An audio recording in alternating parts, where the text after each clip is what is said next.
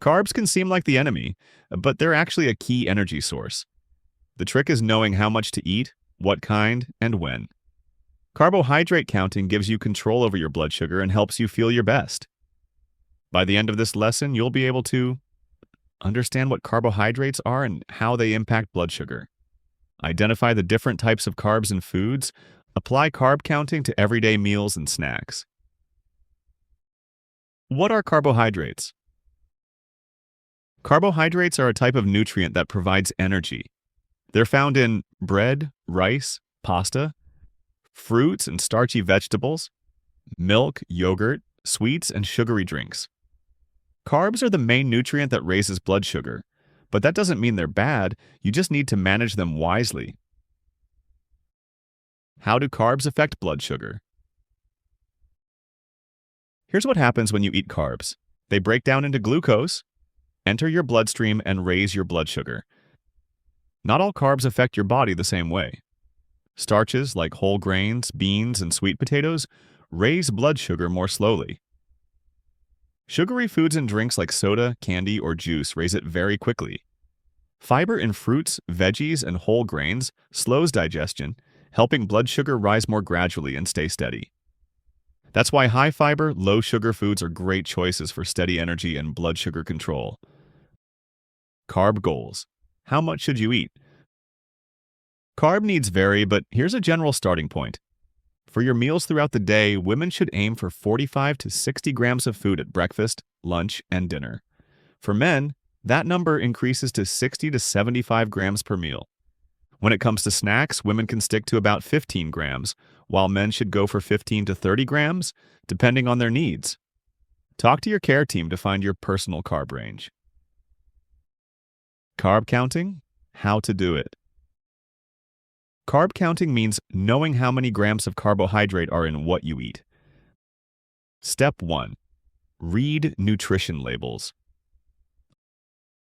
Look for total carbohydrate on the label. It includes starch, sugar, and fiber. If the food has more than 5 grams of fiber, subtract it from the total. This gives you net carbs, a better estimate of what affects blood sugar. Step 2. Use estimates when labels aren't available. For food carbs, here's a quick guide. 1 slice of whole grain bread has about 15 grams of carbs. Half a cup of cooked brown rice contains around 22 grams of carbs. A small apple has about 15 grams of carbs. 6 ounces of plain Greek yogurt has roughly 6 grams of carbs. 1 cup of milk provides about 12 grams of carbs.